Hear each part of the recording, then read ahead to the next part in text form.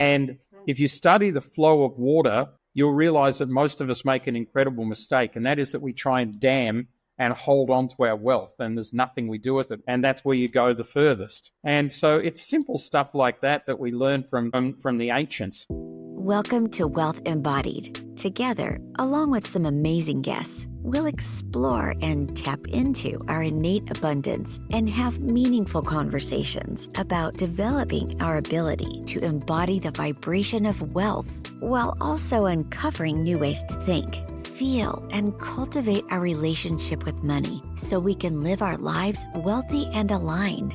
Let's welcome our host, Alara Sage.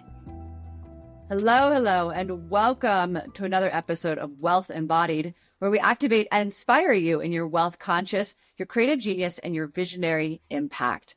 I am your host, Alara Sage, and today we have a wonderful conversation. If you guys have been listening, you know I love to talk about ancient wisdom, and it's always one of those places. How do we bring these beautiful teachings into modern society? How do we bring them into our businesses and really create higher levels of consciousness and success?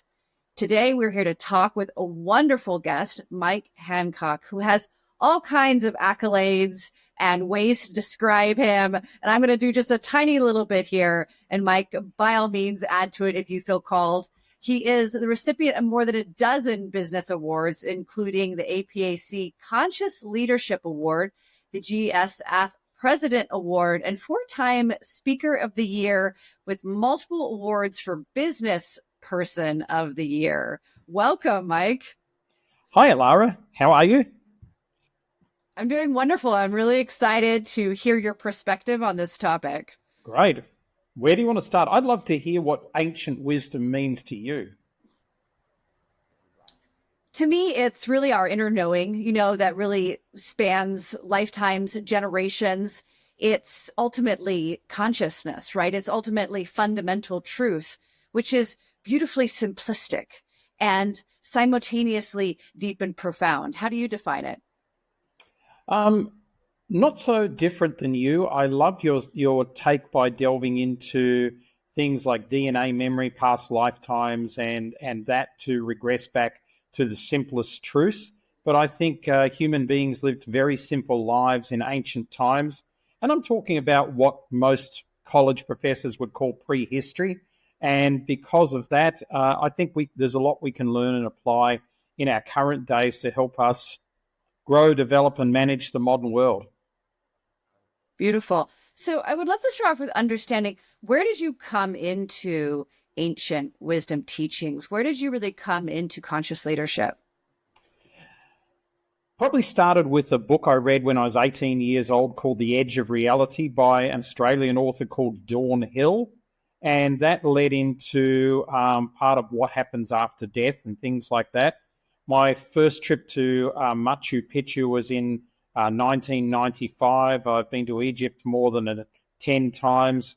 We owned a company called Soul Journeys, which led trips to 26 spiritual destinations around the world as part of our business. Luckily sold it in 2019, which was a blessing. And I think it's just always been a deep interest of mine. I've met with everybody from the head of the Hare Krishnas to various shaman in different countries to spiritual leaders all over the world, really. Sangomas in Africa, American Indian chiefs and medicine men in the US, and the list goes on. Beautiful. You've definitely been around the world several times. I love all of your different connections to different cultures. And I would imagine that, and let me ask you, have you found that there is a thread of that wisdom that goes through all of those cultures? Oh, definitely. And I think the thing is that everybody is seeking love, everybody is seeking belonging, and everybody is seeking a degree of prosperity. In other words, being able to live a comfortable life. And for that, many people are also seeking wisdom as well. So it's very much, it's almost biblical. Now, the Bible is just one of the books that I've studied, but there's almost like we're almost at the time of the rapture where there's people who are going to be more enlightened, let's just call them that, and then there's people who are going to be still stuck in the dark, dim old ages. And I think part of my role is to try and help people seek their own enlightenment. I Love that. So was this something that you always brought into business? I'm not quite sure. Were you an entrepreneur? Were you into business before you started becoming conscious and then you started implementing it? How did that all come together? In my 20s, I was a professional musician. So I was in a touring band. And so that was great. I went into financial services from there and ended up being general manager, sales and marketing of New Zealand's largest financial services company with about 4,500 people underneath me that were in sales. And then I became an entrepreneur in 2002.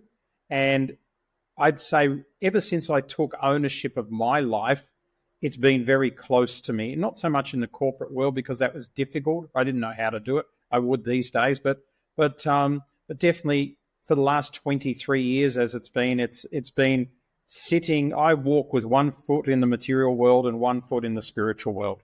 And that's how I keep balance.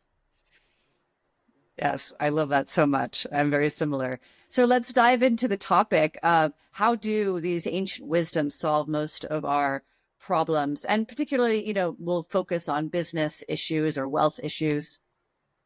Okay, well, I think firstly, if we look at business, Pythagoras in 2,500 years ago basically said there is music in the stars and with the humming of the strings.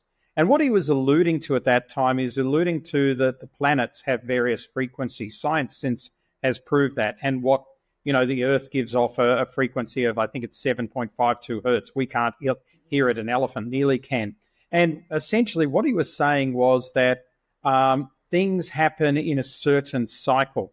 Now, in your country, in the late 18th century, 19th century, late 19th century, a guy called John Dewey started investigating Pythagoras' works and started applying them to business. Most people think Pythagoras was a mathematician. That's what he was second. He was actually a philosopher and a musician first. And so what Dewey, and John Dewey, there's now a university named after him in the States, but what John Dewey found out is he found that business operates in cycles. In the late 1970s, a man from New Zealand called Ray Toombs took Dewey's models and Pythagoras' model and applied them looking at the financial markets and realized that the financial markets basically follow a musical scale. Fascinating, right? So when major scales, minor scales, augmented sevenths, you name it, it's all in there. I can't go into all the technology, but I'll tell you how it applies in business. So there are 8 notes in a musical scale: do, re, mi, fa, sol, la, ti, do. We all learnt that at school. And those 8 notes in business, and this comes really from 2,500 years ago, is the first thing you need to work on is an idea. The second thing is your brand. The third thing is your team. The fourth thing is your partnerships. The fifth thing is building equity in what you have. The sixth thing is acquisition of something or someone.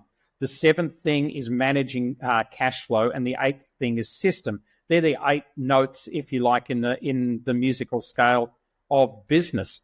And the way I like to teach that, if I'm sharing that with a group of people, and it's easy for people to look at now, is if I picked up your cell phone, firstly, providing you haven't got face recognition, okay, that's not going to work because I'm not you. So then you go, okay, guess my PIN code to open my phone. And I can punch in all sorts of numbers and I'm never going to get your PIN code, but I can see every number. If you ask me what's the numbers that are on the screen, I just go 1, 2, 3, 4, 5, 6, 7, 8, 9, 0.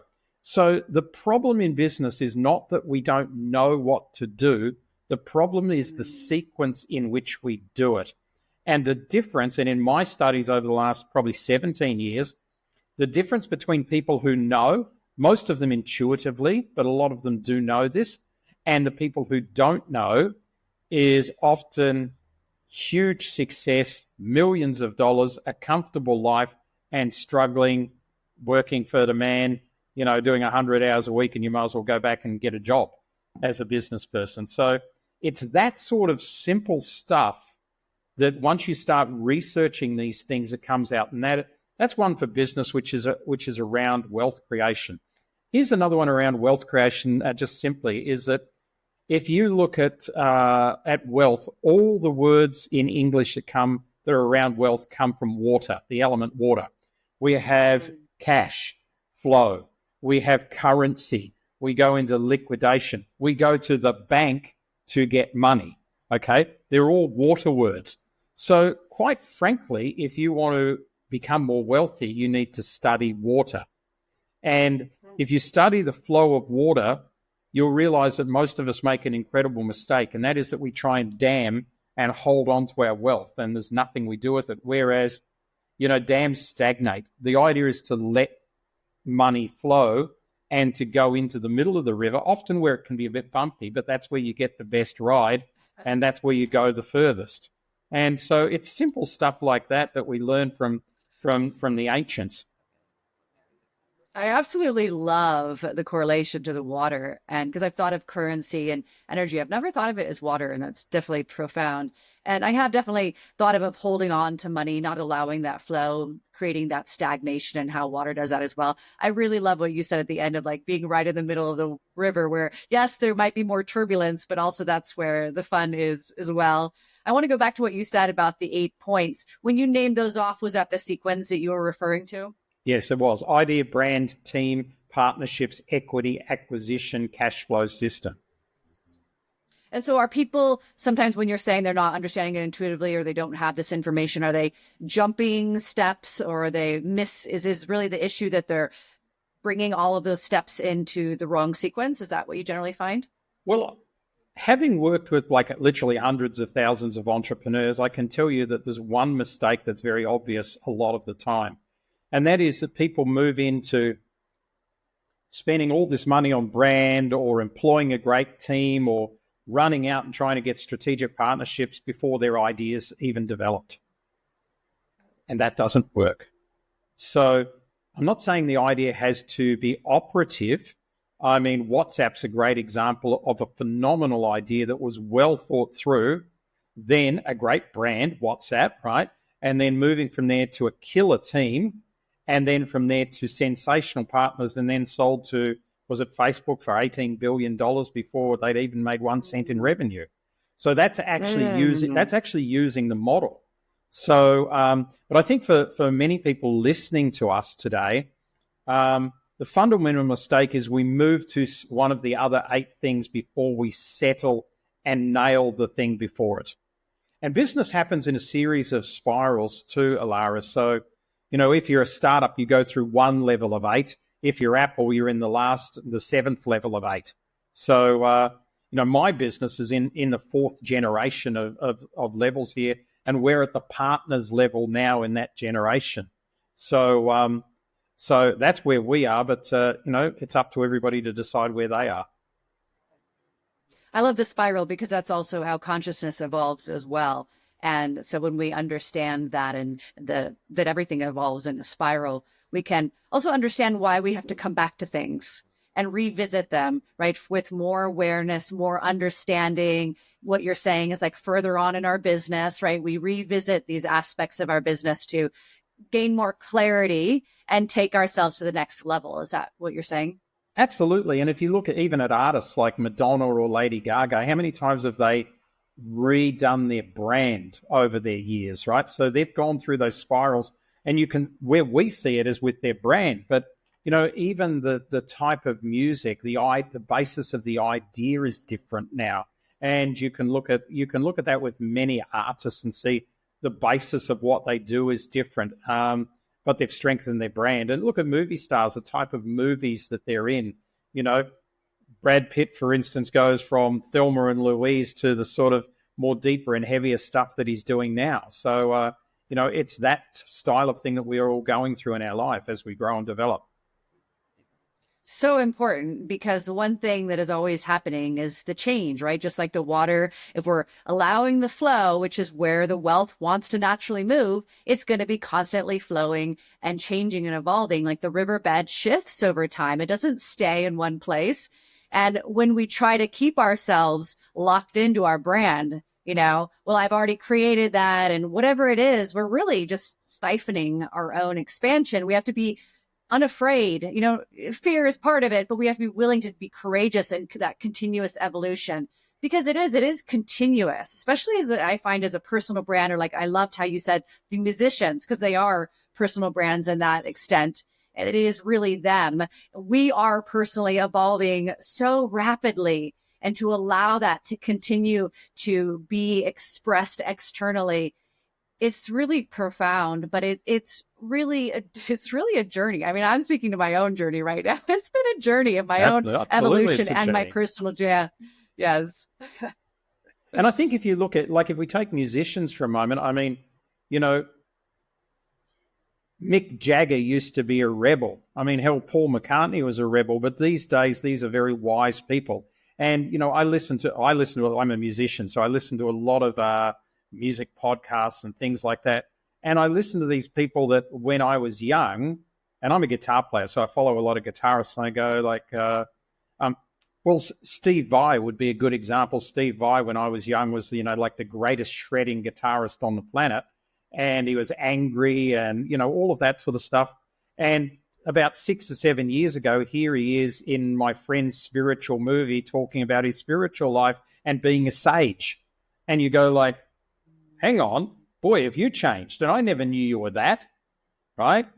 So everybody's going through it, and it's good that we do go through it, because or else we're going to have to come back and repeat this life all over again because we didn't know what it was about.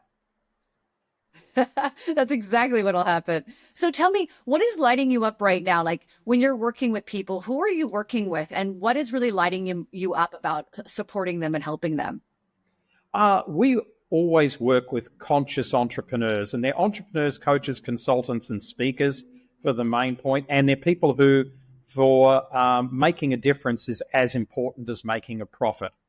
So, you know, we've literally helped thousands of them, but I get so buzzed when I see them. You know, we've got a client of ours who came to me with what he said all his friends said was a stupid idea 10 years ago.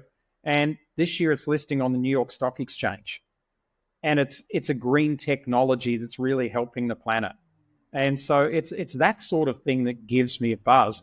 But by the same token, in July this year, we'll be in the US, because I don't live in the US. We'll be in the US running a tour called America Before Columbus, which is delving into the people who are in the US, the Phoenicians, the Minoans, the Romans, and the Templar Knights, based out of New England. So I'm really looking forward to the group there. I'm working with an 18 times best-selling author on the subject. So that's going to be a lot of fun as well. Wow, that's very different. Yeah, two ends of the spectrum, eh? You gotta keep your life alive with the variety, right? The variety of the spice of life. I love that. Absolutely. So if there was one more thing you could say on ancient wisdom and really bring it in perhaps to something tangible that somebody can apply to their business right now, what would be that advice? Okay, well, I think the quality of your life comes down to the quality of your questions. All right, so let's have a look at where questions came from. So in 3114 BC, in China, the Emperor Fu He commissioned a book. And back then, you know, they didn't have ChatGPT, so they actually had to go out and study things. He believed that the world as he knew it, which was China at that stage, was a microcosm of the macrocosm. So he sent scholars, and scholar literally means observer, whereas academic literally means pursuer of trivia. Interesting. And he sent his scholars out to observe the natural world, and they created a book which these days we know as the I Ching. It definitely survived several book burnings. A guy called Richard Wilhelm brought it to the West, and in the 1920s, and Carl Jung was a big fan of the I Ching. Now, the I Ching, getting to your question, because that's the background so everybody can understand it, talks about the 5 elements. And the 5 Chinese elements are water, wood, fire, earth, and metal. So each of those 5 elements relates to a question. Water is the why question. Wood is the what question. Fire is the who question. Think about the warmth of fire in relationships. Earth is the when question, and metal is the how question. Now, most of us got taught at school to ask the how question. And I get asked all the time, how do I make more money? How do I get a better quality staff? How do I get a better life? How do I get a better spouse? Whatever the questions are, right? But it's very interesting that cycle of water, wood, fire, earth, and metal, or why, what, who, when, and how, also that's called a constructive cycle. There's also a destructive cycle. How is a very destructive question. You notice it's the only question there that doesn't start with W. That's because it was a manufactured question sometime afterwards to sort of dumb us down as a human race, which we can go into at some other stage. But if you look at that, that's the metal question. Now, this is such brilliant ancient wisdom. Out of water, wood, fire, and earth, which one of those can annihilate metal pretty easy? I'll answer it for you. Fire. So fire is the who question. So here's the answer for entrepreneurs. You never need to know how if you know who, because who always knows how. So whether that's a mentor, I was just listening to a podcast on AI, and there's a brilliant woman based in New York, just voted in Forbes 30 under 30s on AI, who keeps it really simple. I'm immediately connecting with her on LinkedIn because if I ever need to do really technical stuff with AI, I'm going to ask her, right? Because that's what we need to know these days, is we need to know how to hack the system, how to shortcut things. So we're asking ourselves too many how questions. And here's the interesting thing is, if you look at a child, and this is how I can prove this whole thing is the truth, any of you that are parents that are listening to this, what's the one question your under 7-year-old child asks you? Why, mummy? Why? Right? Why? It's the water question. That's because they came from water. And for the first 7 years of their life, they're in water. The next 7, they're in what? So, what am I going to do? Go and play. Oh, but what am I going to do? Then the next 7 years from 14 to 21, it's who. It's all about who am I going to hang out with, right? Then the next 7 years, it's all about when. When am I going to get the job? When am I going to get the spouse, et cetera, et cetera. And then the 7 years from 28 to 35 is all about how. How am I going to pay off my mortgage? How am I going to raise my kids? How am I going to, hold it all together? And then the cycle starts all over again. That's why between 35 and 42, you call it a midlife crisis, because people go back to the why. I did. That's when I left corporate. Why am I doing this stupid job that I don't even really like, right? Why am I living in this town where everybody is, talking down to me, or whatever thing that's going on for you as a listener? That's your midlife crisis. It's not absolute, these things, but that's in the zone of where it's at. So I hope that's helpful. Ask quality questions, you'll get quality answers. Forget about the how question. I always teach the same thing very differently. I teach to connect to higher self and receive that inner guidance, that inner knowing. But I completely agree with you simultaneously in the obsession, quite frankly, with the how. And it can be blinding.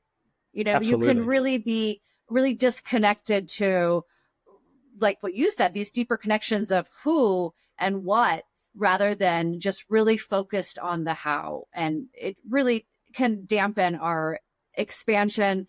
And also, I really find that it really takes away from the quality of the moment, because it's very mental.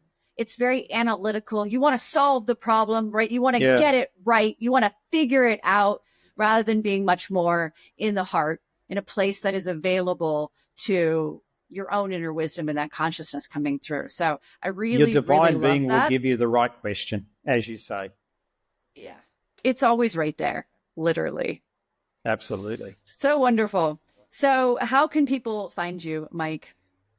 Alara, the best way if people want to find me is go to our website, which is www.circleofexcellence.biz, B-I-Z. Otherwise, they can go and find me on LinkedIn and connect there, Mike Hancock, Handcock. There's not too many of us, so they'll find me there for sure. And thanks so much for the great work that you're doing and asking really good questions. And I really like the format of your podcast and the target that you're trying to hit with it. Well done. Thank you. I really appreciate that. I'm surprised there's not a lot of Mike Hancocks. I would think that there would be, but I'm glad to hear that there's not. Not too many with the D, yeah. So I'll have those links below. And, I definitely recommend that you reach out to Mike, because obviously he's been around the world. He's had a lot of personal experience, both in the ancient wisdom and in business, and really has learned quite beautifully and musically, might I say, of how those two can be one, how they don't need to be separate, and learn how you can bring your business into greater expansion, greater movement, greater mission, greater purpose with these teachings of ancient wisdom. As always, I love you so much. Thank you for being a part of the show. Until next time. Thank you for being a part of Wealth Embodied. As you experience each new day, we want you to feel that you are capable of tapping into your innate abundance and living your life wealthy and aligned. If you want to be invited to the next episode, just subscribe to our podcast. And if you need more information in the meantime, go to alarasage.com.